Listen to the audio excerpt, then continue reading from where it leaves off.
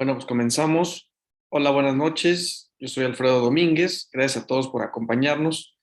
Pues el día de hoy vamos a hablar sobre hipertensión portal, una patología que si no es identificada tempranamente, sabemos que puede poner en peligro la vida de un paciente y esto puede ser de manera súbito e incluso puede acabar con la muerte del mismo.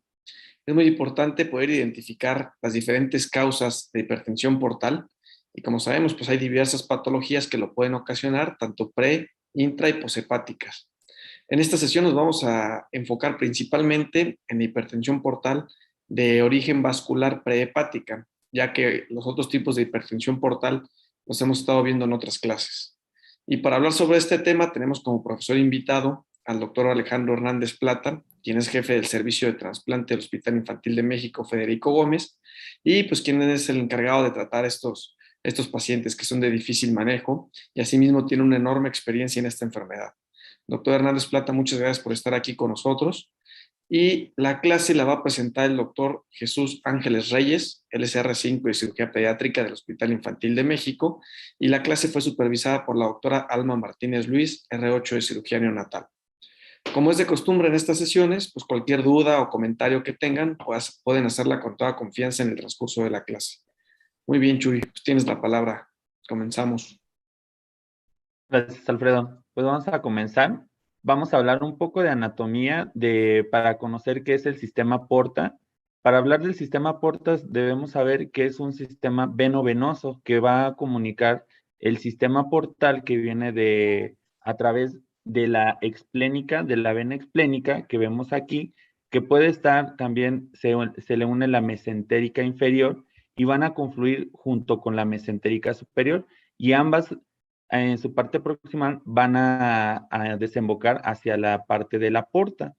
Esta también vamos a ver que tiene dos ramas que son importantes, que son para la patología clínica, que va a ser la coronaria izquierda y las esofágicas. Estas son de suma importancia porque vamos a ver más adelante cómo van a ocasionar la clínica de estos pacientes. Estas van a desembocar a través del hígado en el sistema porta y se van a unir con el sistema venoso de la cava a través de las venas hepáticas. Vamos a ver que el hígado, pues nada más para recordar, está dividido en 8 segmentos y estos 8 segmentos van a estar drenando a través de la vena cava, a través de las venas hepáticas, que van a ser 3, la vena hepática izquierda, la vena hepática media y la vena hepática derecha. Solamente para recordar, pues que el flujo de esto va a estar, nos va a dar el 25% el flujo arterial y el sistema porta nos va a dar el 75% del flujo. Esto es sumamente importante porque vemos que el sistema porta es de suma importancia. Y pues el flujo hepático corresponde a un 15 a un 20% del gasto cardíaco de todo el cuerpo. El lobulillo hepático vamos a ver que es de importancia porque es a través en el cual se van a unir estos dos sistemas. Vemos aquí que viene partes de las venas de la porta que se van a unir a través del lobulillo hepático a través de la tríada portal por los lobulillos que están compuestos por hepatocitos y los sinusoides que van a comunicar a través de una vena central que van a confluir a través de las venas interlobares que desembocan a través de las venas hepáticas. Aquí se lleva la comunicación de ambos sistemas, tanto del sistema porta como del drenaje venoso de la cava, y pues aquí se va a llevar varios intercambios. Tenemos otra cosa importante que es la tríada portal a través de los lobulillos, que va a estar compuesta a través de un ducto biliar, una vénula y una arteria porta. ¿Cómo se va a dividir esto para comprender las alteraciones de hipertensión portal? Pues vamos a ver que va a haber alguna alteración del flujo sanguíneo y va a haber algo de resistencia. Esto va a crear que a través del gasto cardíaco va a incrementar y esto va a provocar una vasodilatación esplácnica, incrementando el gasto cardíaco. Esto a su vez pues va a incrementar el flujo de portal y pues esto nos va a incrementar la presión porta. Vemos aquí que esto va a ser provocado por resistencias tanto intrahepáticas como resistencias colaterales. Estas nos van a llevar a que en la resistencia intrahepática haya un flujo sanguíneo hepático pues incrementado y pues un flujo sanguíneo colateral igual incrementado. Las vamos a poder dividir, pues esta es como la fisiopatología de cada una de las alteraciones que se va a dar en esta parte. Y se va a dividir en prehepática, intrahepática y posthepática. Las vías hepatofugas son sumamente importantes porque pues son sistemas en los cuales por la presión tan alta que tiene el sistema porta van a poder permeabilizar para llegar a liberar este sistema, o sea, no van a ser vías como fugas para poder llegar hacia el corazón. Estos son 7 importantes que podemos dividirlos en la recanalización de la vena umbilical, que va a ser un sistema fuga, otras que va a ser de la gástrica izquierda, que va a ser a través de las esofágicas y las paraesofágicas, y que van a llegar hacia la hemiácigos, y el plexo hemorroidal, que ya lo conocemos, y también al igual que la esplácnica. El espacio de Retzius es otro sistema van a conectar venas intestinales a través de la cava inferior a llegar hacia la porción retroperitoneal, y las venas de Chappey, estas van a ser, se van a unir las venas mamarias a través de las venas diafragmáticas y se van a unir con el sistema hemiácigos. Y la vena hacia la vena renal izquierda igual va a ser un sistema hepatofuga que se va a llamar shunt explenorenal. Aquí vemos el sistema de Chappey, que van a ser venas que van a drenar hacia la torácica y hacia la mamaria interna, y que estas van a desembocar hacia el sistema ácigos. Aquí el de Retzius, pues van a ir a través de las venas que van a ser del colon y del colon transverso, que estas van a derivarse hacia la cava inferior y hacia a su porción retroperitoneal. Como tal, ¿cómo definimos una hipertensión portal?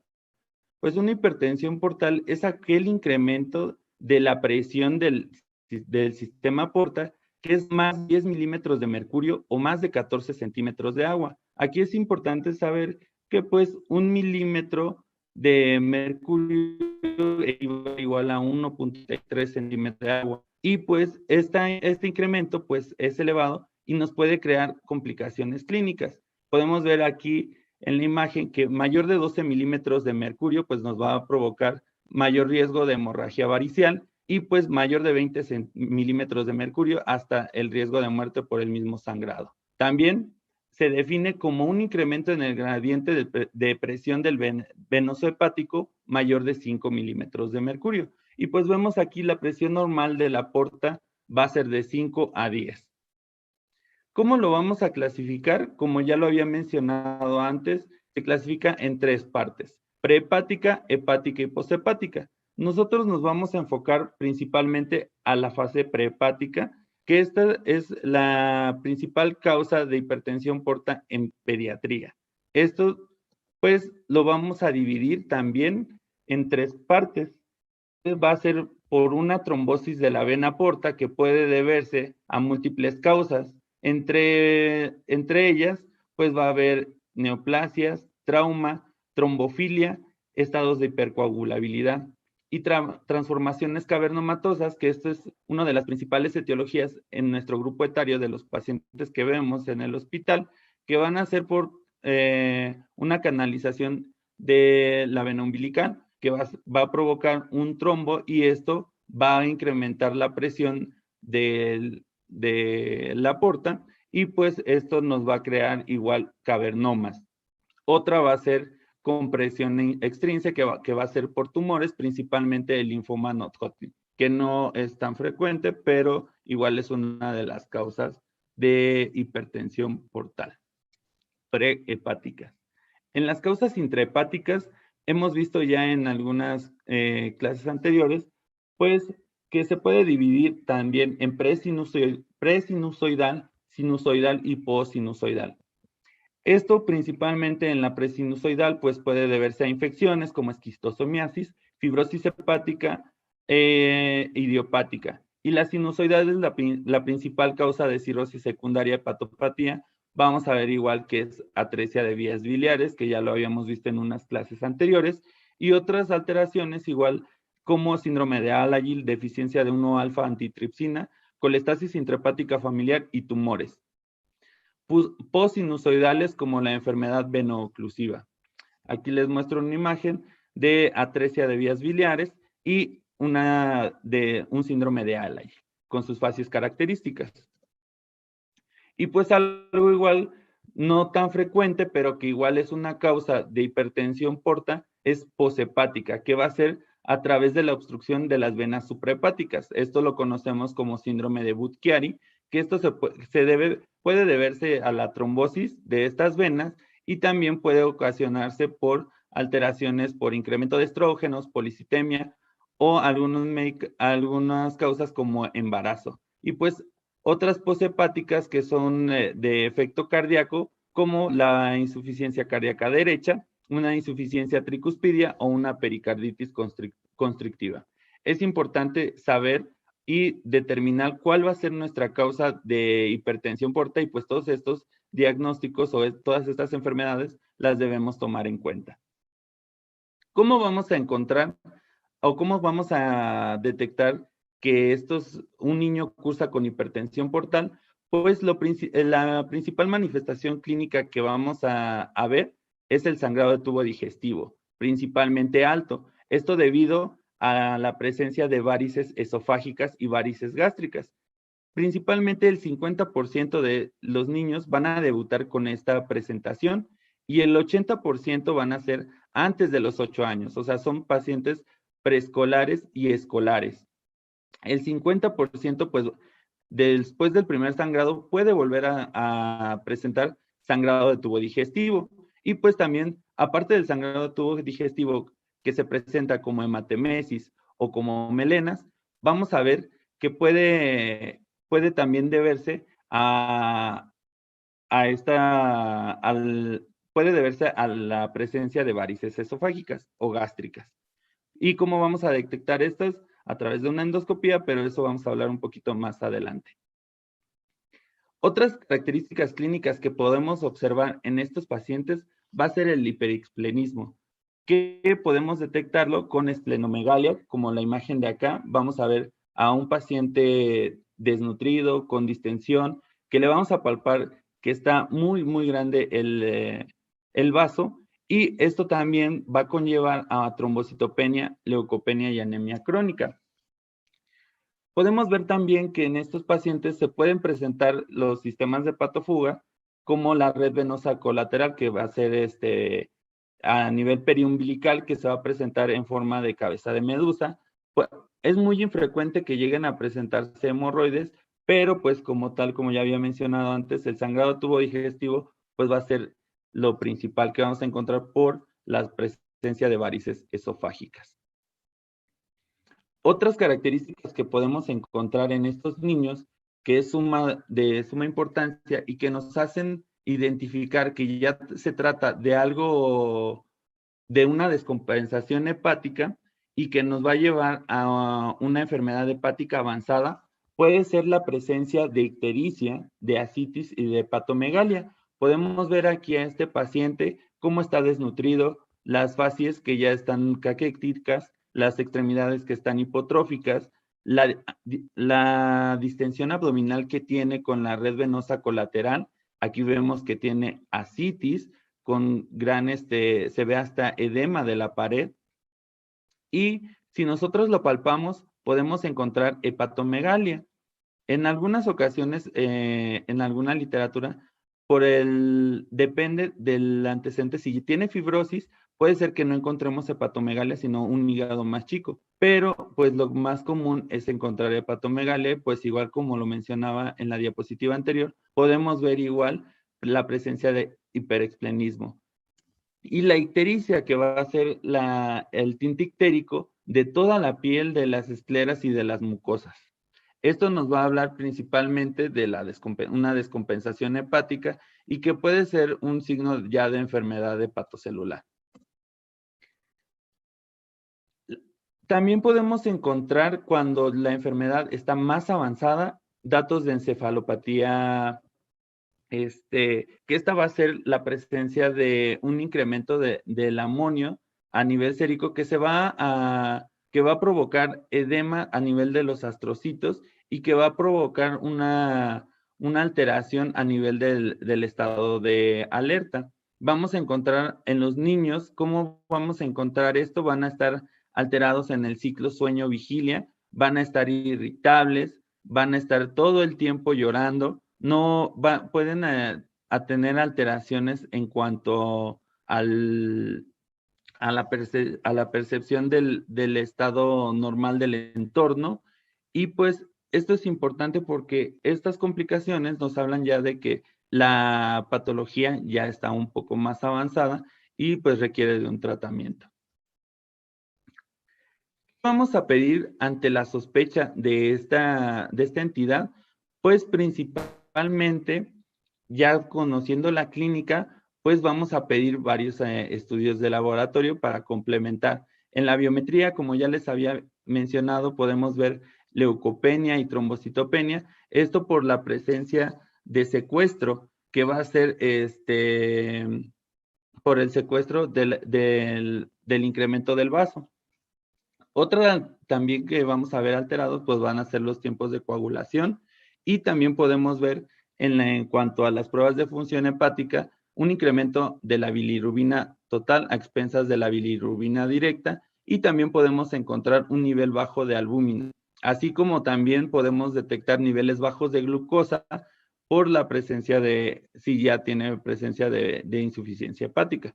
Igual, como les había mencionado, la presencia de amonio en sangre con niveles altos la debemos de tomar en caso de que sospechemos de que presentan datos de encefalopatía. Así como también es algo de suma importancia para nuestros diagnósticos diferenciales, es descartar alteraciones concomitantes que puedan provocar la hipertensión portal, como va a ser algunas alteraciones en el sistema de trombos, que va a ser que debemos de pedir proteína C, proteína S, antitrombina 3, anticuerpos antifosfolípido, anticardiolipinas, mutación del factor 5 de Leiden, mutación del factor 2 del G2021 y otro de factor del folato reductasa. Es importante descartar algunas trombofilias y debemos de pedir todo este perfil de coagulación. Después de que sospechamos que nuestro paciente pueda presentar datos de hipertensión portal por clínica y por laboratorio, lo primero que podemos solicitar es un ultrasonido en el cual vamos a detectar alteraciones en el flujo vascular, principalmente transformaciones que podemos encontrar con trombosis de la vena porta. También podemos encontrar transformaciones cavernomatosas, alteraciones en cuanto al tamaño del vaso, y nos va a dar información sumamente importante de las venas hepáticas, de las venas esplénicas y también de la vena cava inferior, que nos los pueden medir a través de un flujo Doppler, que nos puede hablar de un sistema hepatofuga o un flujo hepatopeta. También nos va a hablar el ultrasonido de alteraciones hepáticas, nos va a ver cómo va a estar nuestro parénquima hepático, puede estar alterado, y pues lo más importante aquí es detectar estas alteraciones a nivel del sistema porta, que nos puede dar alteraciones cavernomas o obstrucciones, que nos hablen de un flujo obstructivo, y nos van a dar las mediciones de las presiones que presenta el sistema porta. Otro estudio importante que nos habla y que nos puede detectar alteraciones en cuanto al flujo es una angiotomografía, en la cual nos va a hablar principalmente igual de alteraciones en el flujo vascular del sistema porta. Aquí vemos en un corte coronal cómo viene la mesentérica superior y no se observa bien el trayecto del sistema porta, se ven múltiples cavernomas y no se ve un adecuado trayecto. Acá en el corte axial vemos igual cómo se forman cavernomas y no pueden llegar a desembocar en un flujo normal. Otros estudios que se han ido dejando de utilizar, pero en algún procedimiento quirúrgico sí lo utilizamos, pues son estudios con contraste. Aquí podemos ver una angiografía en el cual igual nos muestra el sistema porta, cómo se ve obstruido y forma estas lesiones cavernomatosas. La explenoportografía también se ha dejado ya de utilizar, pero igual nos habla de datos de obstrucción y datos de las estructuras vasculares que nos interesan, que es el sistema porta y junto con la vena esplénica. Como ya les había mencionado antes, la endoscopía es un estudio importante que podemos solicitar cuando nuestro niño llega por sangrado de tubo digestivo y es uno de los primeros estudios que solicitamos en cuanto al abordaje. Este nos va a hablar de qué lesiones puede llegar a tener nuestro paciente, si tiene varices grado 1, grado 2, grado 3, dependiendo de cuántas lesiones encontremos. Aquí esta es una clasificación que es la clasificación de Los Ángeles que nos ayuda a determinar el grado de lesiones que puede llegar a presentar durante una endoscopía. Y pues la biopsia como tal no nos ayuda al diagnóstico de hipertensión portal, pero es de suma importancia tenerla en cuenta o realizarla porque a través de esta nos va a ser una pauta importante para la realización o determinar qué tratamiento le podemos ofrecer a nuestro paciente, ya que de esto dependerá si le podemos ofrecer un tratamiento de derivación o un tratamiento que sea de trasplante. En es importante recordar que vamos a encontrar, van a presentar una arquitectura conservada y solamente va a haber dilatación sinusoidal. La toma de biopsia puede ser tanto percutánea como a cielo abierto. Nosotros preferimos, dependiendo del paciente, si está estable, puede ser de forma percutánea o si tiene factores de riesgo, puede ser a cielo abierto. Yo creo que espérame aquí un poquito. Vamos, pues sí, hablar sobre hipertensión portal, pues como ya bien lo dijiste, son diferentes causas. Creo que ahorita hablamos de muchísimos tratamientos, de muchísimos métodos diagnósticos, manifestaciones clínicas y demás, pero yo creo que hay que centrarnos un poquito a lo que va la clase, que es principalmente toda la hipertensión prehepática, como ya la mencionamos. Entonces, doctor Hernández Plata, yo lo quisiera preguntar aquí, pues sabemos que una de las causas principales o de lo que más se habla de la degeneración cavernomatosa de la porta es que algunos de estos pacientes tienen antecedentes de que les hayan colocado un catéter umbilical en la etapa neonatal. Sobre este tema, ¿qué recomendación nos podría dar sobre el uso de estos catéteres? ¿Están contraindicados? ¿Se pueden usar, pero solamente un tiempo? ¿Sí es muy frecuente que estos pacientes tengan la degeneración por el catéter umbilical? Bueno, sí existe una relación entre el antecedente de la colocación de un catéter umbilical de nacimiento y la trombosis de la vena porta. Sí existe.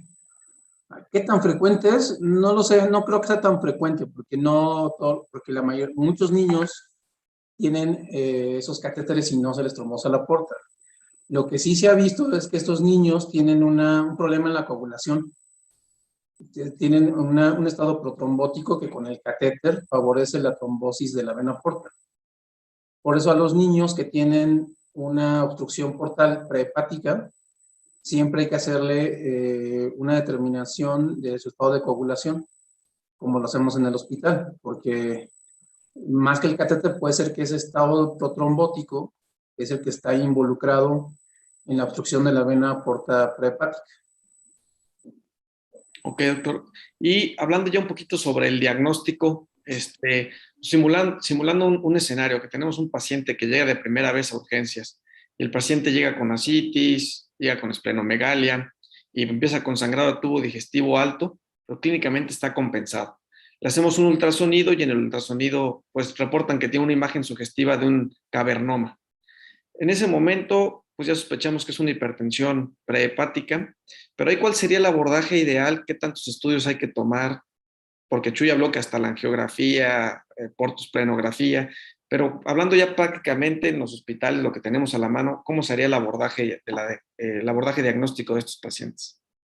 Pues bueno, ya lo dijo Jesús, en los estudios clínicos, de laboratorio, vas a encontrar datos de hipertensión. Una biometría hemática te sirve.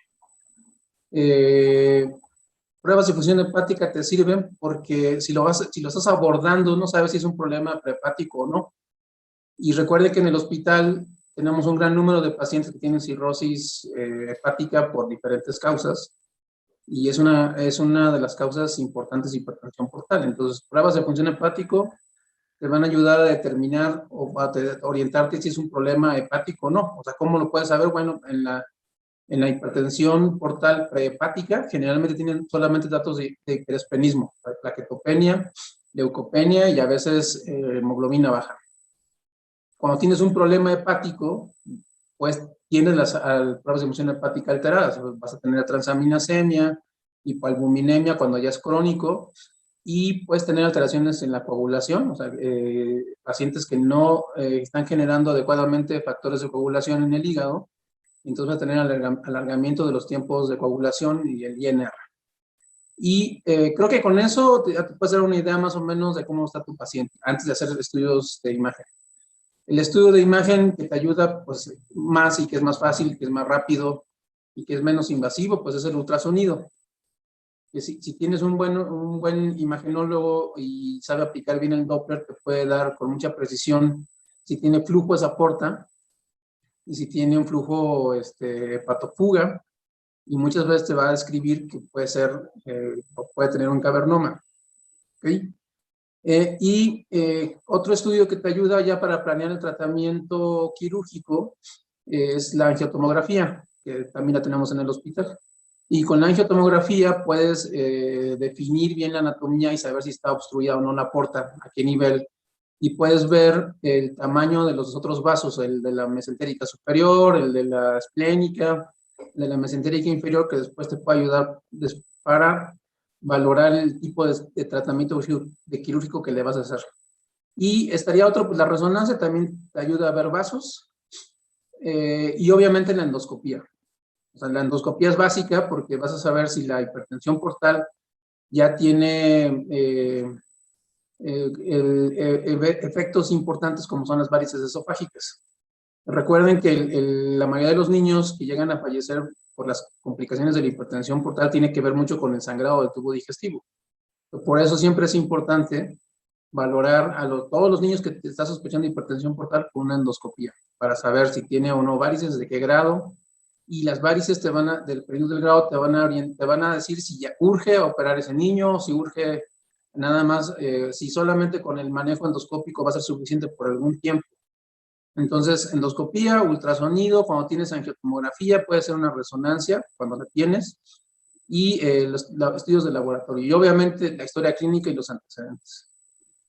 Y en todos estos pacientes que sospechemos de una degeneración cavernomatosa de la porta, siempre hay que hacer biopsia, ¿cierto? Sí, para definir el tratamiento quirúrgico.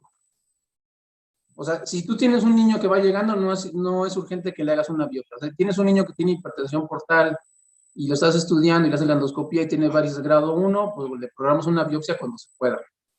La biopsia solamente es para definir en hospitales como el nuestro si el paciente tiene un problema hepático. Porque si tienes un problema hepático, una cirrosis o una fibrosis hepática, dependiendo de la variedad, pues no vas a hacer una derivación porque seguramente ese paciente con el tiempo va a requerir un trasplante. Y si tú derivas a un paciente, entonces después para el trasplante hepático es mucho más difícil hacerlo, porque le estás derivando el flujo que vas a usar para el trasplante, lo estás derivando a la cava. Entonces, la biopsia sí se necesita para poder definir a qué paciente vas a hacer una derivación y a qué paciente no. Ahora, eso es por protocolo, porque si tienes un niño que tiene una obstrucción prehepática, y tienes datos de un estado protrombótico, estrictamente a lo mejor la biopsia no sería tan necesaria porque no es difícil que tenga dos enfermedades el paciente. Pero por protocolo sí hay que hacerlo, porque te puedes llevar sorpresas. Sobre todo hay niños que tienen fibrosis hepática congénita que no tienen alteraciones de la función hepática. Recuerden que la fibrosis hepática congénita no altera el hepatocito. Entonces esos niños en los laboratorios, en las pruebas de función hepática son normales. Entonces ahí no hacer la biopsia y derivarlo y tienes una variedad colangítica de la fibrosis hepática, entonces te estás equivocando. Por eso nosotros generalmente, y a todos les hacemos una biopsia hepática para definir el tipo de tratamiento quirúrgico que le vamos a dar a ese paciente. Ok, doctor, gracias. Adelante, Iván, ¿tienes una pregunta? Sí, gracias. Buenas noches. Doctor, un paciente que le hacemos una cirugía paliativa derivativa y que persiste con datos de hipertensión portal, ¿sería candidato a hacerle otra cirugía derivativa o solo tiene oportunidad de realizarse una, doctor? Pues depende del paciente, pero tal vez sería conveniente responder esa pregunta ahorita que hable Jesús de las diferentes opciones que tenemos de tratamiento. A lo mejor él tiene la respuesta. Y si quieres la volvemos a retomar al final de que hable Jesús del tratamiento quirúrgico. Ok, sí, doctor. Doctor, ¿y la angiografía es importante hacerla en todos los niños o solamente en algunos casos específicos? La verdad es que eso ya casi no se usa porque cuando se hace espleноportografías percutáneas a través del vaso era cuando no había tomografía, por ejemplo. Además es muy riesgoso porque son vasos muy grandes que lo vas a aplicar y que se puede romper y puede sangrar. Okay. O sea, te va a dar la misma información que tienes con una buena angiotac. Tal vez la única ventaja que te va a dar una angiografía, ya sea transhepática o transesplénica, es medir las presiones del sistema portal. ¿No? Es la única información, pero tampoco crean que, o sea, si tienes 18 milímetros de agua o de mercurio, pues ya sabes que tienes hipertensión portal. Eso no va a cambiar si tiene 20, si tiene 22. La verdad es que no tiene utilidad práctica hacer las angiografías o portografías percutáneas o abiertas, como quieras, para hacer el diagnóstico. Los estudios que ya comentamos son más que suficientes. Ok, doctor. Gracias. Pues si quieres, Chuy, seguimos con tratamiento. Ok. Dependiendo del tratamiento médico, nos vamos a enfocar para ver cuando tenemos a un niño con sangrado de tubo digestivo, ¿qué vamos a hacer? Pues lo primero que tenemos que hacer es hacer maniobras de resucitación con transfusiones, con transfusiones de concentrados, plaquetas, lo que el paciente requiera, y pues debe de tener una valoración en terapia intensiva. Algo que nosotros usamos es el ocreotide, que es un octapéptido sintético derivado de la somatostatina, que nos va a provocar que va a reducir el flujo de venoso portal, disminuyendo la presión dentro de las varices. Esto lo utilizamos en nuestros pacientes con un bolo inicial y después en infusión continua, incrementándolo cada 12 o cada 24 horas, dependiendo del estado del paciente. Y esto lo calculamos a través de 1 o 2 microgramos kilo hora y puede llegarse a utilizar hasta 100 microgramos hora. Otro tratamiento que podemos realizar en estos pacientes son profilaxis cuando sabemos que tienen varices esofágicas. A través de propanolol o atenolol, que van a ser betabloqueantes no selectivos, que estos también van a reducir el flujo sanguíneo esplácnico y de la vena hepática. Estos lo podemos dar a dosis de 1 a 5 miligramos kilo día, que es el propanolol, de 2 a 3 dosis, y pues esto nos va a disminuir hasta el 50% del riesgo de sangrado. Otro tratamiento que podemos utilizar en cuanto al manejo de la citis en estos pacientes va a ser con la restricción de sodio, que es de suma importancia, y esto lo vamos a restringir de 1 a 2 miliequivalentes. También con el uso de diuréticos, como son la espironolactona, furosemide, y estas dos las podemos a dosis como las que ya mencioné. Cuando hay ascitis refractaria a este tratamiento, podemos darle una opción que va a ser la paracentesis. Esto cuando tenemos ascitis a tensión y pues nos dan alteraciones a nivel ventilatorio. Esta vamos a hacer la paracentesis principalmente del lado izquierdo, y con un yelco naranja principalmente, y pues está a porción de 50 mililitros kilo. Esto lo vamos a reponer, vamos a extraer hasta que la cantidad necesaria, no llegando a sobrepasar. En pacientes pequeños no tenemos un límite, pero que no, hasta cuando ya no repercuta. A veces podemos dejar un catéter para seguir haciendo parasíntesis y no seguir funcionando, pero igual nosotros vamos a restituir la cantidad de líquido con infusión de albúmina hasta 50 mililitros kilodosis.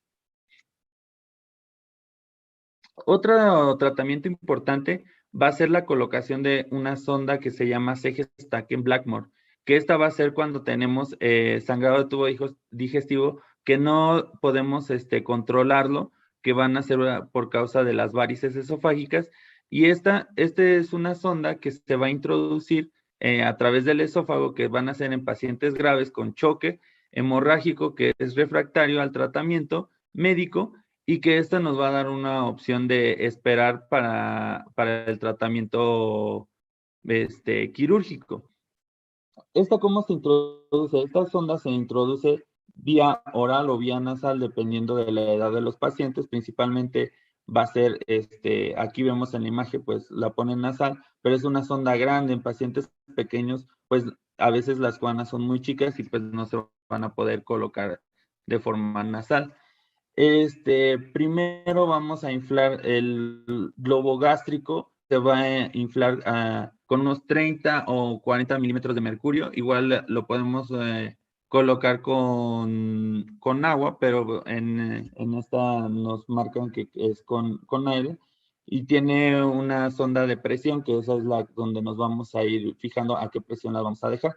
Después de esto que inflamos el globo de la porción gástrica, se va a extraccionar con esta. Vemos aquí cómo hay un peso. En esta imagen marcan de 200 a 50 gramos, pero pueden utilizarse hasta 1 hasta 2 kilos. Y ya después de eso vamos a inflar la sonda, el balón esofágico. Igual con una presión de 30 a 40 milímetros de mercurio. Es importante saber que el balón esofágico se debe desinflar. En aquí puse cada 12 horas, pero depende del hospital. ¿Y esto para qué se utiliza? Para prevenir la necrosis de la mucosa esofágica, ya que si dejamos el balón esofágico inflado, puede incrementar el riesgo de necrosis y pues de perforación. Como ya habíamos mencionado, el manejo endoscópico a través de la endoscopía, cuando se realizan, pues va a ser importante para el manejo. ¿Cuándo vamos a usar la escleroterapia? Pues van a ser en pacientes que pesen menos de 10 kilos y en quienes no se puede realizar una ligadura. Y pues el riesgo de sangrado pues va a ser un poquito alto, va a ser hasta el 25%. En el hospital utilizamos la mayoría de veces cianocrilato, y esto se va a aplicar a través de cuando se está realizando la endoscopía.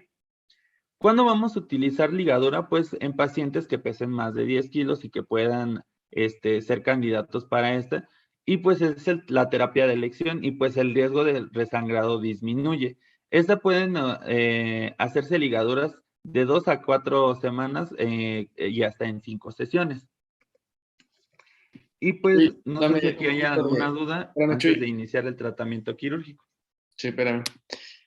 Doctor, también me gustaría preguntarle sobre el tratamiento médico. Pues yo creo que es una parte fundamental en el manejo de estos niños, porque es como que la parte aguda en la cual, si actuamos de manera correcta, pues le podemos salvar la vida al niño. Pero en términos generales, sabemos que el manejo de estos niños así en orden, pues es dejarlo en ayuno, colocarle 2 vías periféricas grandes, tener concentrados eritrocitarios disponibles y pues el iniciar octreotide para tratar de disminuir el sangrado. Pero ¿qué utilidad tendría la sonda nasogástrica en estos niños? ¿La debemos de poner? ¿Los debemos de esperar? Los que abogan por colocar una sonda orogástrica dicen que es para ver si está sangrando, si tiene sangre en el estómago o si tiene un sangrado activo. Creo que el riesgo de poner una sonda, y más en un niño que tiene varices importantes, es de que se erosiones más la pared de la varice y puedes perpetuar el sangrado, puedes romper nuevas varices. Si el sangrado está activo, creo, desde mi punto de vista, o sea, si estás viendo que el niño tiene hematemesis o que tiene melena importante y que está con un desequilibrio hemodinámico, pues creo que la sonda sale sobrando, ¿verdad?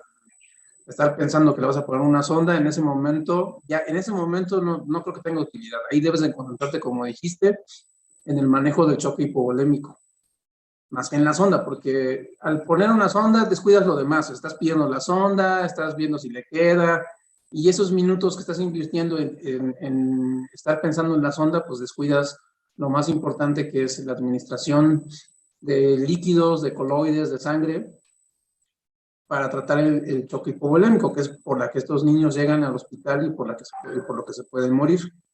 Y el uso de ocrótido sirve, pero hay otros medicamentos como la vasopresina o la alsopresolina que te ayudan más que el ocrótido. Pero yo creo que esos los dejas cuando ves que no está funcionando el manejo habitual. O sea, obviamente en esos niños hay que corregir la coagulopatía y prevenirla, porque el sangrado masivo te lleva a una coagulopatía por consumo.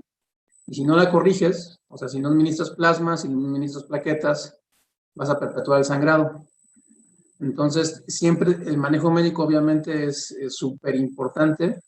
Y otra cosa que no deben de olvidar cuando el paciente les llega a urgencias es que si ese paciente está tomando propanolol como profiláctico para el sangrado, deben de retirarlo, porque si no le quitan el propanolol, no lo sacan del choque. Le quitan las defensas que tienen los mecanismos cardíacos del sistema venoso periférico para disminuir el choque. Entonces, si no le quitan el propanolol, van a tener problemas en el manejo de estos pacientes.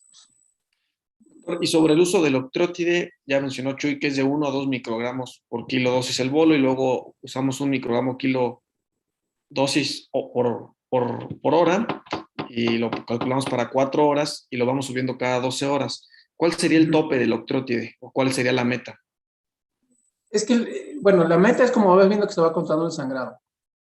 Lo que sí he visto luego nosotros, y es algo que yo critico, es que luego, o sea, le van subiendo, ya de repente tenemos 6, tenemos 7, tenemos 8. El paciente sigue sangrando y yo dudo mucho que esas dosis le ayuden. O sea, a lo mejor hasta 4, 3, a lo mejor sería un manejo aceptable. Y si no mejora con eso, entonces te escalas a los siguientes. Porque luego tenemos dosis altísimas del ocrótido y el paciente sigue sangrando. O sea, el ocrótido es un auxiliar, no es que le va a quitar el sangrado. El sangrado se va a parar cuando corrijas la coagulopatía, cuando el hoyo que tiene la vena se repare, y después con el manejo endoscópico ese va a ser más efectivo que cualquier otra cosa para el manejo agudo del sangrado. Ok, doctor. Itzel, ¿querías preguntar algo? Sí, doctor, yo tengo una duda. La verdad, nosotros no hemos usado mucho la vasopresina, creo que a mí solo me ha tocado usarla en un paciente.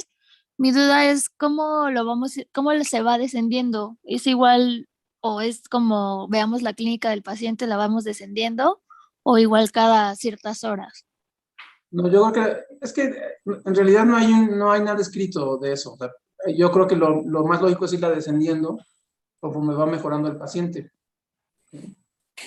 O sea, no la quitas de golpe, la puedes ir disminuyendo poco a poco, y poco a poco depende de cómo esté el paciente en ese momento.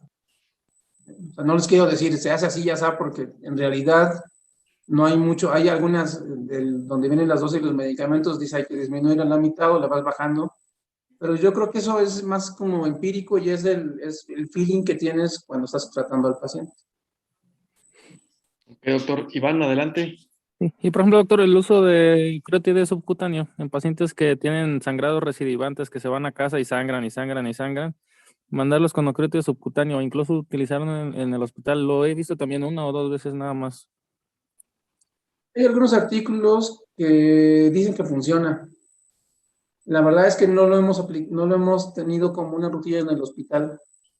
Tal vez ese podría ser, y más en esos pacientes que no podemos operar pronto y que regresan frecuentemente, ir con ocrótido subcutáneo puede ayudar.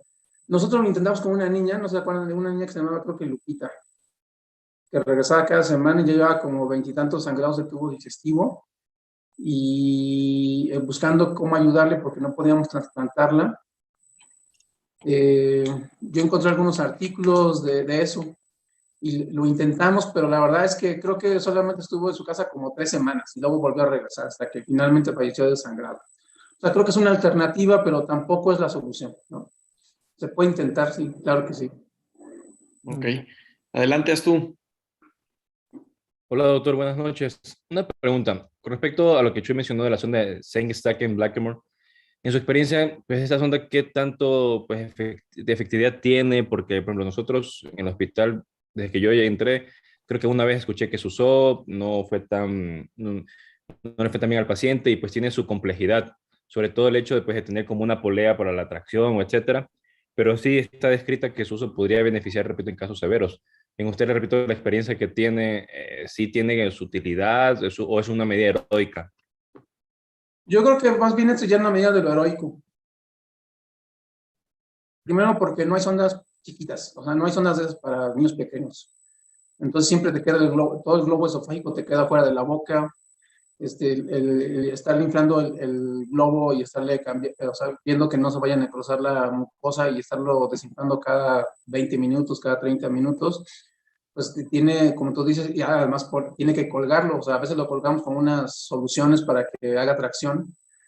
Sí ha salvado en algunas ocasiones a los niños, o sea, ya es una medida heroica cuando no, y cuando ya le intentaste todo y el niño sigue sangrando y lo tienes ahí en urgencias o en la terapia y todo lo que haces, que le pasa sangre, sigue sangrando y no lo logras estabilizar, sí es como una medida heroica que puede funcionar. O sea, sí ha funcionado. En mi experiencia sí funciona.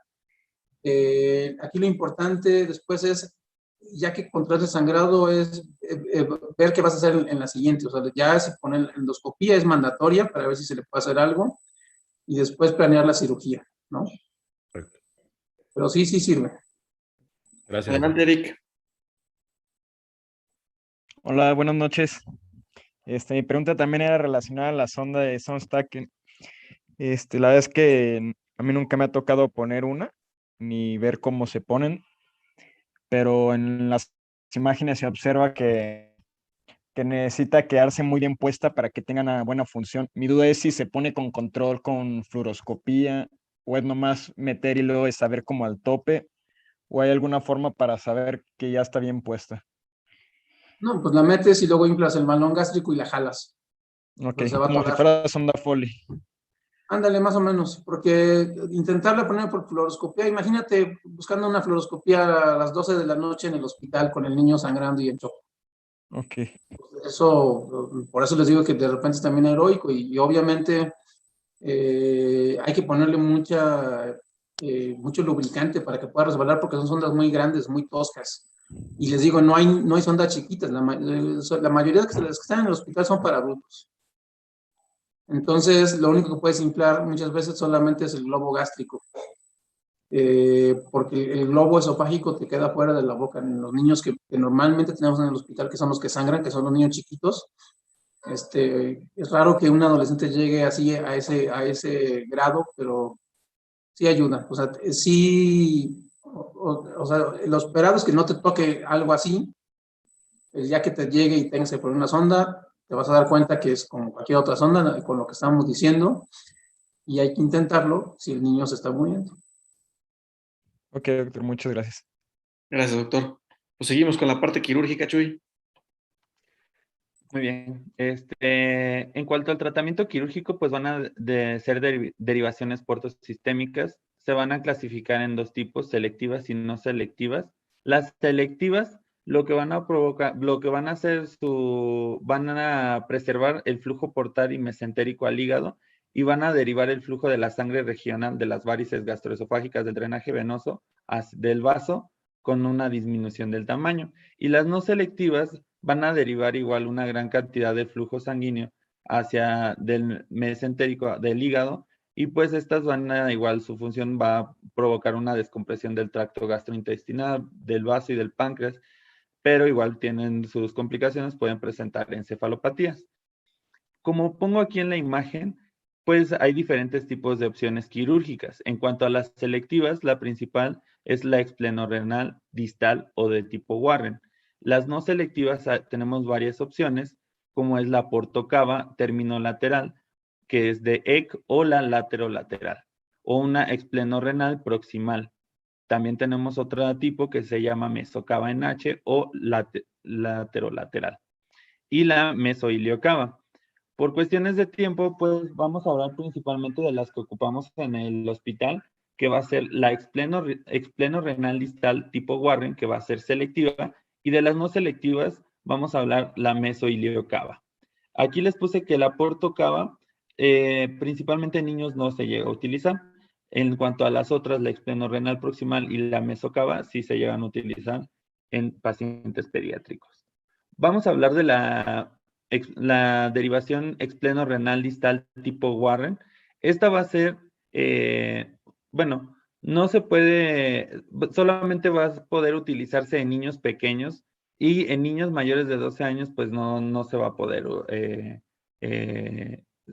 perdón, va a ser limitada, en niños pequeños no se puede utilizar y su utilidad va a ser en niños mayores de 12 años. ¿Por qué? Porque tenemos que tener un calibre determinado. La vena renal debe de medir de 7 a 8 milímetros de diámetro como mínimo y la vena explénica debe de tener un diámetro mayor de 1 centímetro. Y estas pueden perder su selectividad porque pueden hacer venas colaterales o sistemas colaterales. Aquí les pongo una imagen, ahorita voy a explicar con algunas imágenes igual, cómo vemos la vena explénica que se va a disecar, se va a resecar acá en cuanto a su llegada hacia la vena porta y se va a bajar y se va a hacer una anastomosis con la vena renal. Ahorita les voy a poner algunas imágenes y pues en esto, aquí en la imagen también se observa cómo vamos a ligar y vamos a resecar las gástricas izquierdas, ¿sale? O la vena coronaria. Y también aquí vemos cómo se liga la gonadal. ¿Qué vamos a hacer primero? Esta puede hacerse primero con un abordaje de línea media o subcostal izquierda extendida. Vamos después de que introducimos o nos adentramos hacia la cavidad abdominal, vamos a buscar un afluente de la mesentérica superior y vamos a ligarla con 2 cabos de seda. A través de esta afluente de la mesentérica superior, vamos a colocar una sonda de 5 French para poder hacer nuestra medición de la presión porta, que va a ser con a través de esta venita. Y después de eso, vamos a irnos a separar. Aquí podemos medir la presión y podemos realizar igual un estudio de imagen poniendo un poco de contraste para ver que nos encontremos en la vena mesentérica superior y ver que no nos encontremos en alguna otra porción. Posteriormente vamos a separar el epiplón mayor del colon transverso para ligar la gastroepiploica derecha.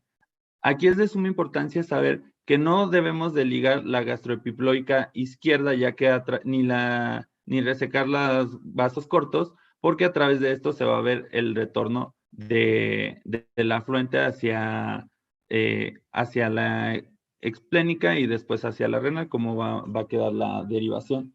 Después vamos a retraer el estómago hacia arriba y esto vamos a movilizar después el colon hacia abajo, liberando la flexura explénica. ¿Esto para qué?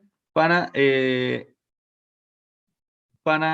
encontrarnos junto a la vena explénica, que esta vamos a liberar el peritoneo del borde inferior del páncreas para ver el espacio retropancreático.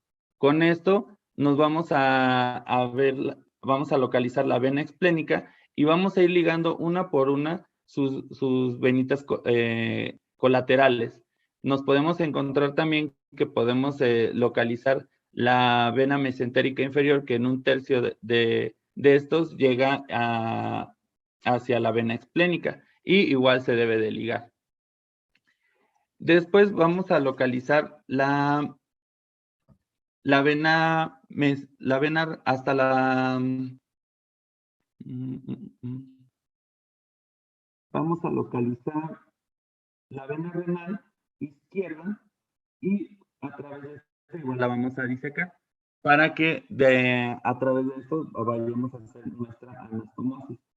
También, como ya les había mencionado, hay que ligar la suprarrenal y la gonadal del lado izquierdo, que van a ser afluentes de la vena renal. En algunas ocasiones está descrito que pueden ligarse o no ligarse. Esto va a depender del cirujano. En la mayoría de los casos en el hospital, a veces algunos doctores no la llegan a ligar la suprarrenal y la gonadal y la dejan, pero esto va a determinar si se puede llegar a hacer bien la anastomosis o no, o si nos llegan a estorbar. Posteriormente, se va a dividir la vena esplénica junto a su unión a la vena porta, dejando un espacio para que hagamos un cierre seguro y no vayamos a provocar algún tipo de sangrado, como se ve aquí del lado izquierdo. Vamos a hacer con prolene vascular un doble surgete, dejando una pestañita para evitar que se provocara algún sangrado.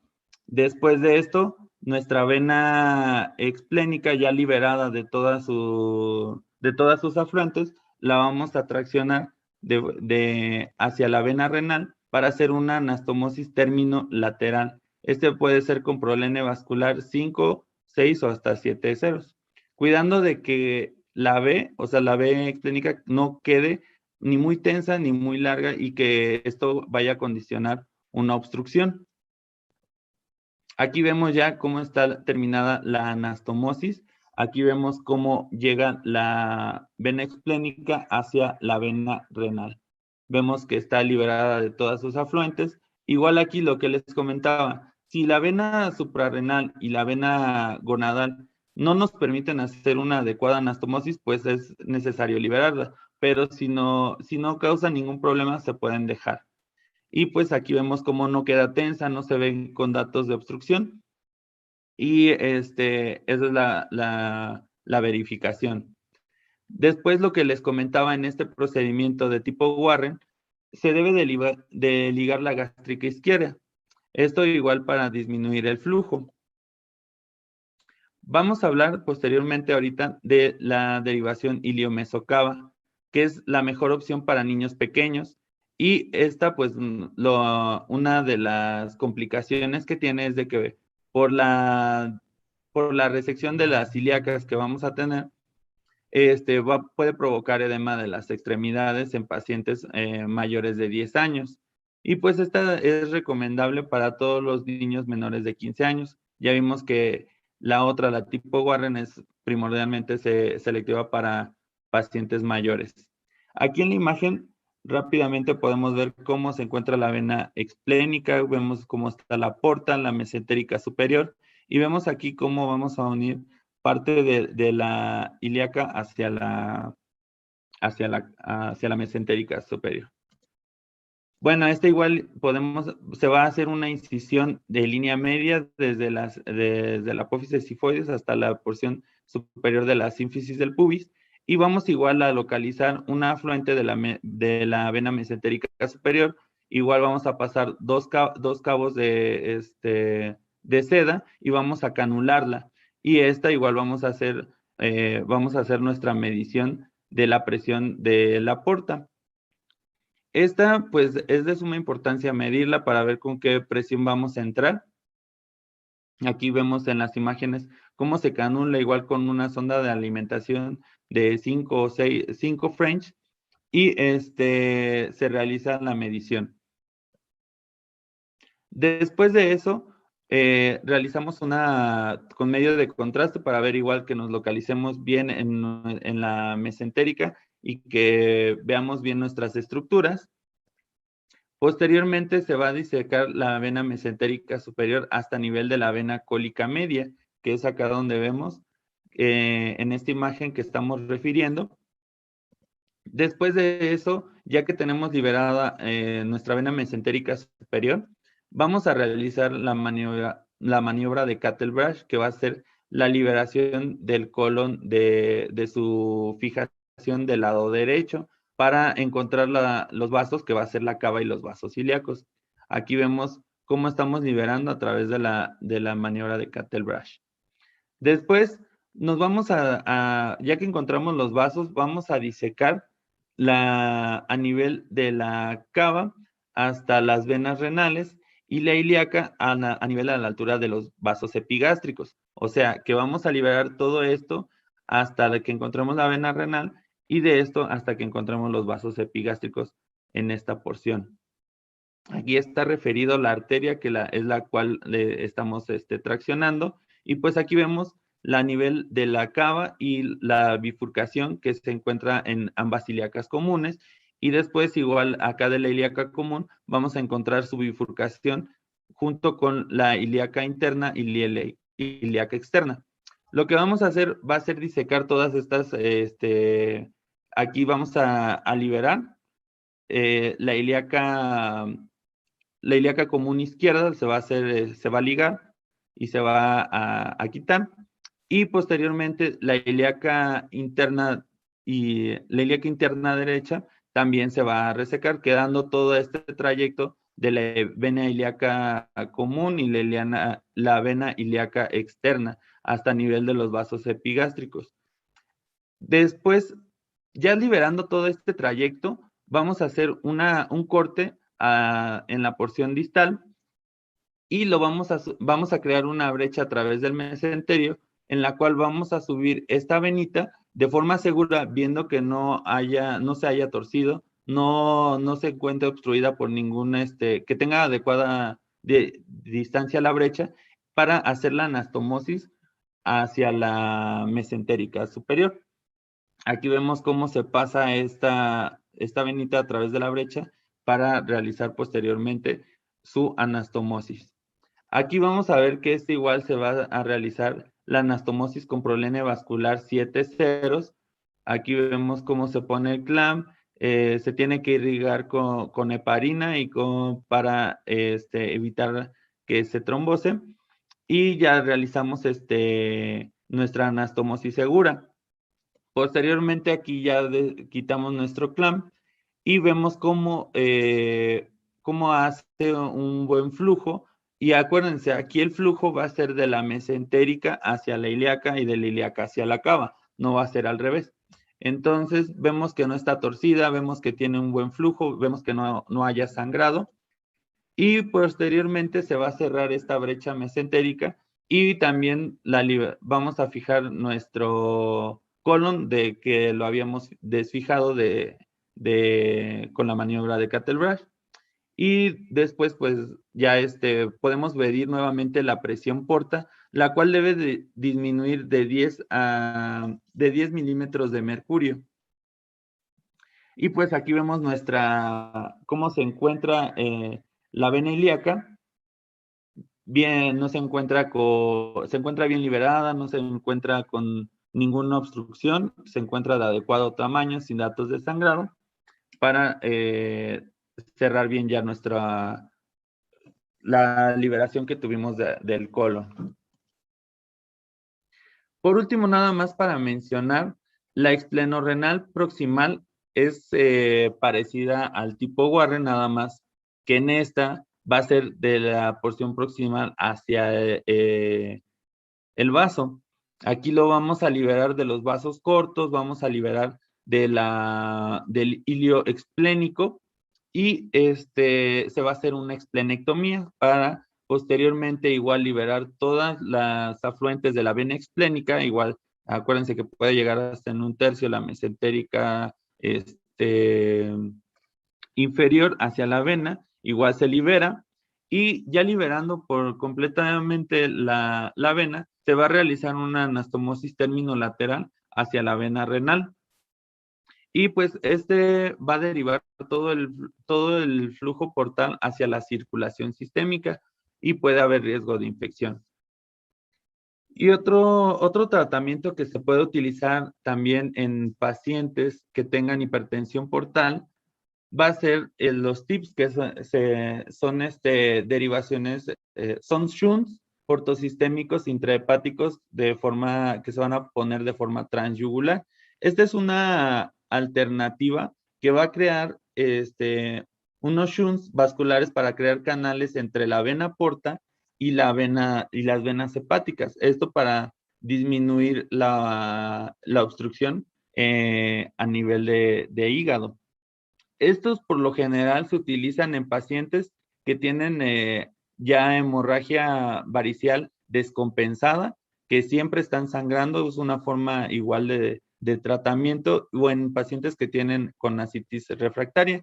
Y pues también son alternativas para mejorar las condiciones del paciente del paciente que se encuentra en protocolo de trasplante. Y pues son pocos casos los que llegan a verse que son útiles en pediatría, pero es una alternativa. Aquí podemos ver cómo se hace este shunt a través de un stent que va a liberar la presión de la vena porta hacia las venas hepáticas y pues esto darle un poco de tiempo para llegar a otro tratamiento. Aquí podemos ver cómo se encuentra a través de un estudio contrastado, cómo está el stent, se canula, se deja el stent para crear este shunt porto de la vena porta hacia las venas hepáticas. Y pues, en cuanto a tratamiento, pues estas son las dos principales, las que mencionamos, las de Warren y la mesoiliocabal, las principales que se utilizan en pediatría. Hay otras más, pero por el tiempo, pues nada más les comenté estas, que son las más utilizadas en pediatría. Gracias. Por ejemplo, bueno, perdón, Adelante. el transyugular no se utiliza tanto en pediatría porque la principal causa de hipertensión portal en los niños, pues es una etiología prehepática.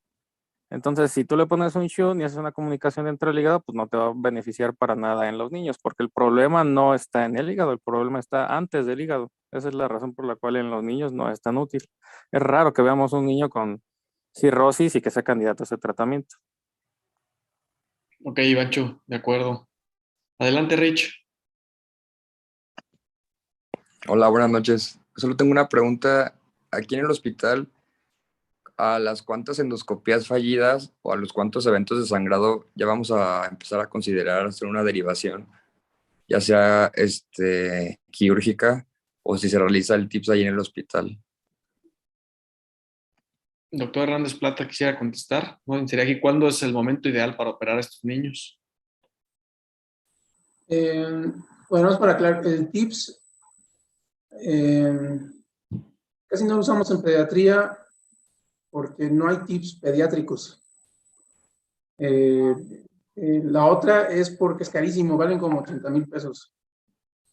Y en tercer lugar, pues necesitas tener una vena porta permeable y solamente es algo temporal. Entonces es muy difícil usar que lo usemos en pediatría para los pacientes que tienen cirrosis hepática.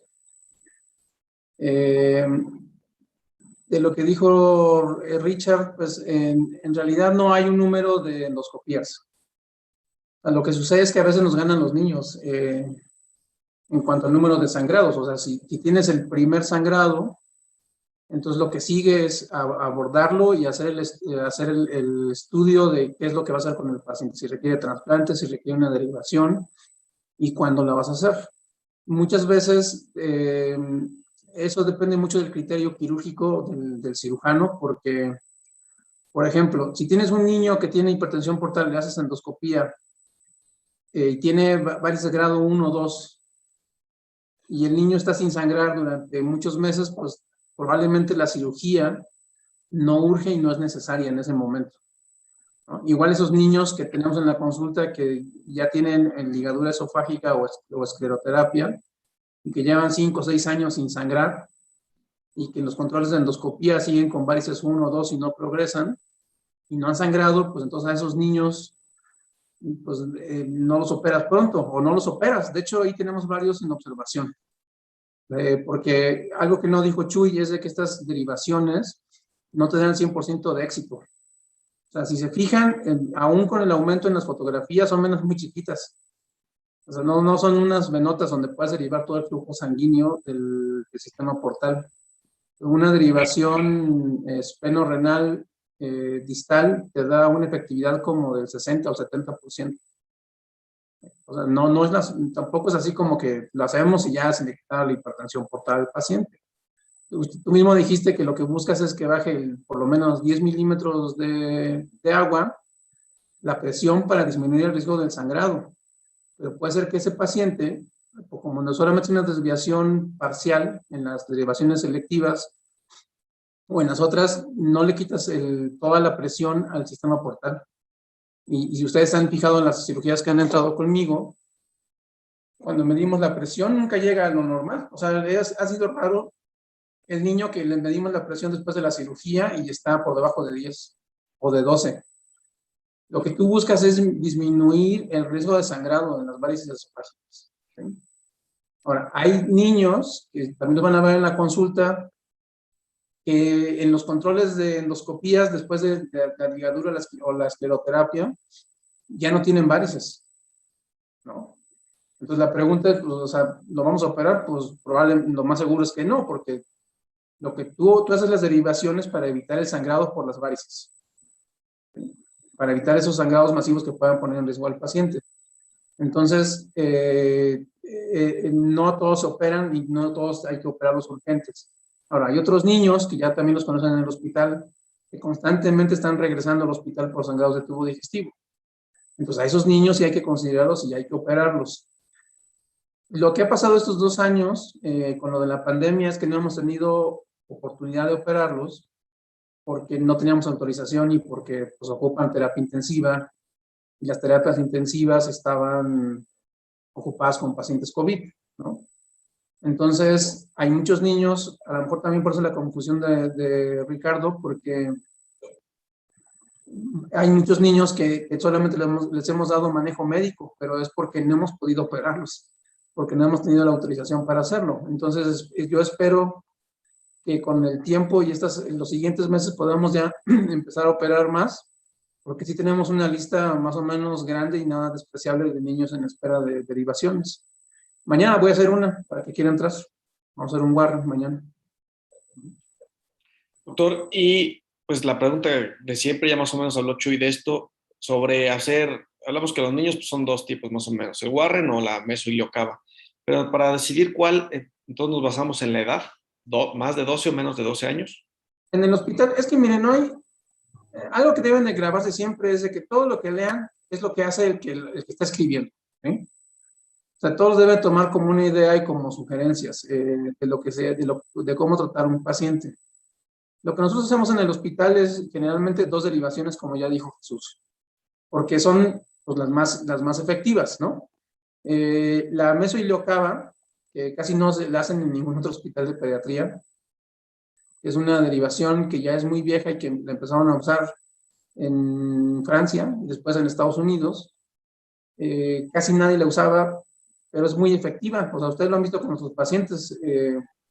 Y yo creo que el principal miedo del cirujano o de los que lo ven es de que le quitas el drenaje venoso total de las extremidades inferiores, ¿no? Porque corta los vasos ilíacos. Y eso como que cuando yo la conocí, pues sí dices, ¿cómo vamos a hacer eso? O sea, eso es, o sea, te da miedo de que se quede sin drenaje venoso la extremidad. La verdad es que en esos niños hacen rápidamente circulación colateral.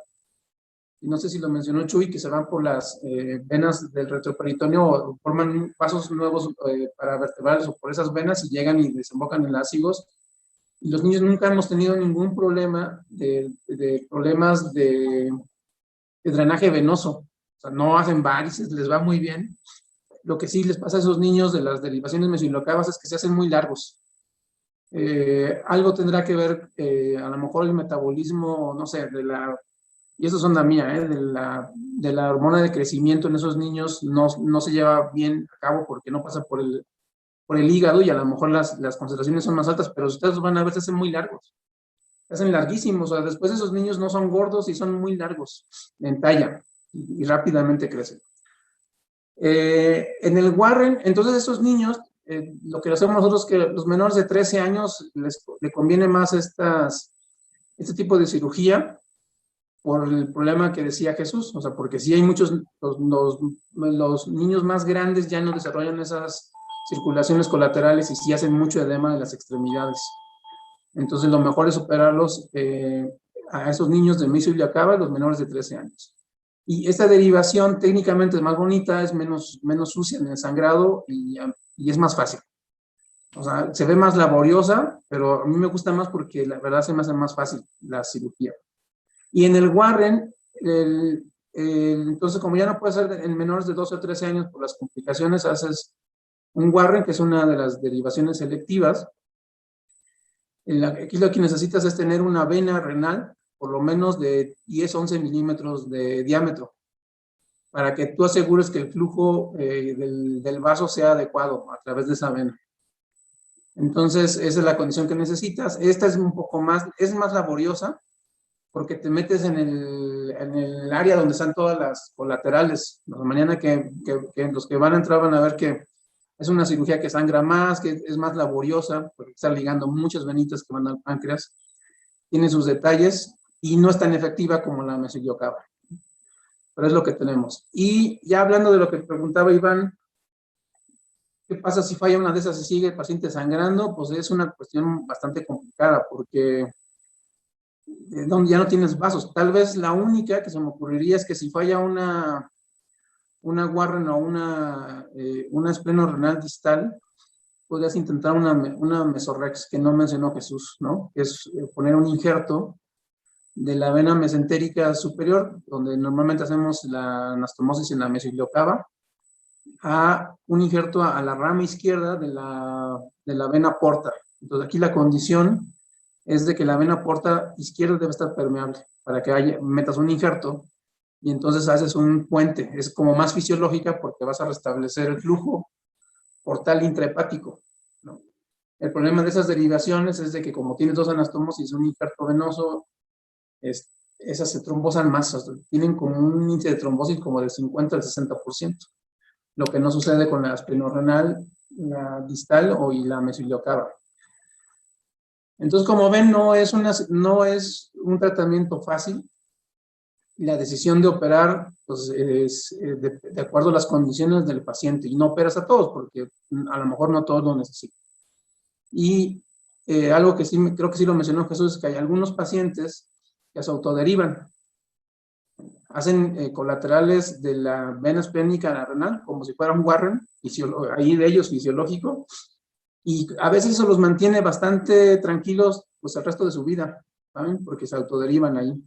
Entonces siempre que vean a un paciente con hipertensión portal y le piden una angiotomografía, hay que buscar, sobre todo si el paciente ha estado estable y no ha sangrado, si no está autoderivado, porque a lo mejor no necesitas operar. Ok, doctor. Itzel, ¿quieres preguntar algo? ¿O ya bajaste la mano? Bueno, doctor. Sí, no, sí. Doctor, Ya sos muy serio. Ay, no. ¿Por cuánto tiempo le damos la aspirina a los pacientes? Y otra duda, por ejemplo, hablando del mesorrex, yo encontré un artículo donde derivaban la mesentérica inferior y ya no ocupabas la yugular. No sé si podría ser factible realizar eso o tiene el mismo índice de trombosis. Pues sí se puede, porque, o sea, miren, cuando empieza a haber variaciones en las técnicas, es porque esa técnica no es 100% efectiva, ¿no? O sea, ¿por qué vas a usar la mesentérica inferior cuando está descrita un injerto? Pues porque no funciona bien. Entonces, lo puedes intentar con la mesentérica inferior, obviamente. No sé si ese tenga los mismos, mejores resultados o no que el mesorrex clásico, vamos a decirlo así.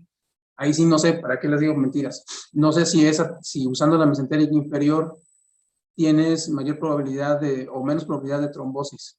Porque la mesentérica inferior en diámetro es más chiquita que una vena yugular interna, ¿no? Entonces, ahorita estoy pensando que no sé si sea tan efectiva como un mesorrex normal. Y, ¿qué otra? La aspirina, pues la dejas varios meses.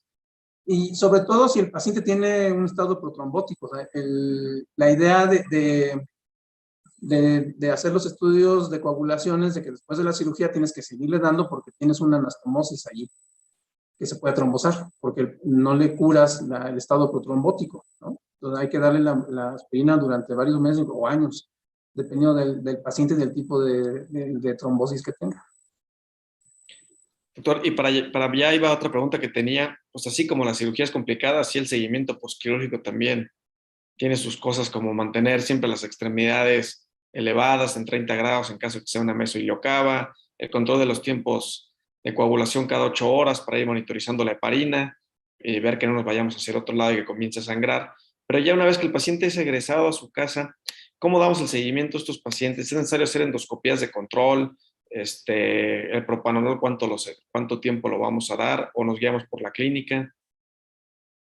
Pues es que, le digo, no hay nada escrito, pero por ejemplo, no tiene caso que le hagan una endoscopía en las primeras semanas después de la cirugía, porque la disminución en las varices esofágicas no la van a ver pronto, la van a ver entre los 3 y los 6 meses. Entonces, la endoscopía de control tienen que hacerla entre el tercero y el sexto mes, dependiendo de donde lo lean, ¿no? Nosotros, dependiendo del paciente, a veces la pedimos a los 3 meses, a veces a los 6 meses, pero lo que sí es que no es indispensable hacerla pronto. Y obviamente, dependiendo cómo como vas viendo al paciente en la consulta, pues es como le vas dando las citas. Si tienes un paciente que le fue bien y ya no sangró y ya empiezan a desaparecer los datos de hiperesplenismo, es decir, suben las plaquetas, ¿qué es lo que tiene que ver en la consulta? O sea, la elevación en el número de la cuenta plaquetaria es un dato de que la derivación está funcionando, ¿no? Y la recuperación de los leucocitos.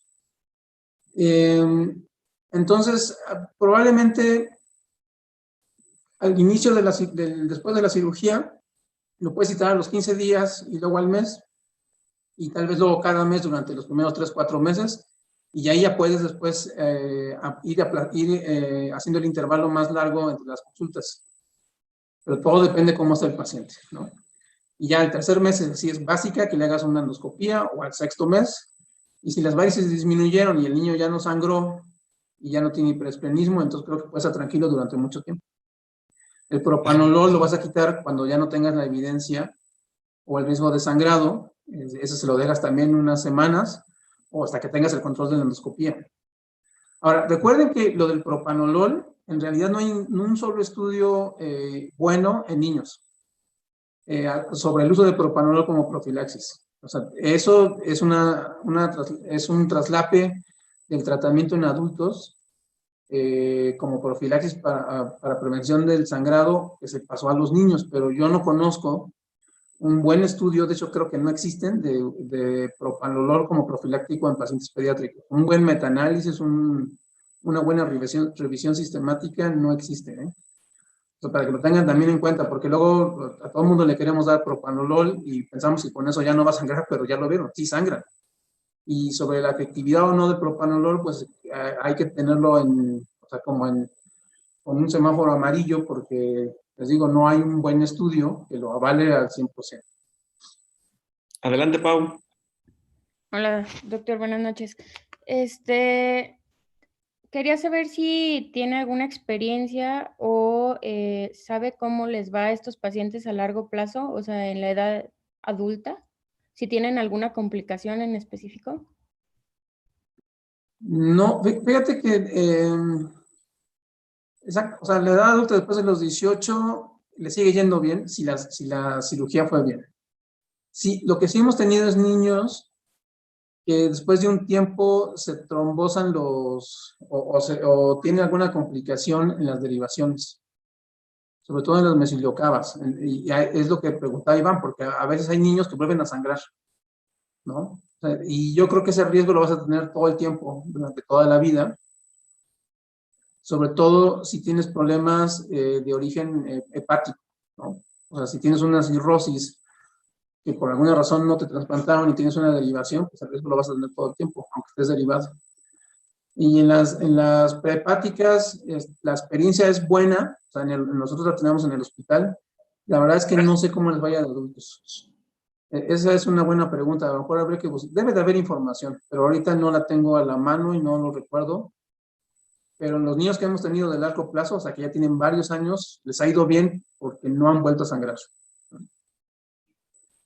Ok, doctor, pues yo creo que con esto podemos concluir la sesión. No sé si usted quisiera agregar algo más. Si no, pues pues doctor, como siempre, muchas gracias. Le agradecemos que haya dedicado este tiempo de su agenda. De igual manera, pues, le agradezco a todos los conectados y pues nos vemos la próxima semana. Vale, hasta luego.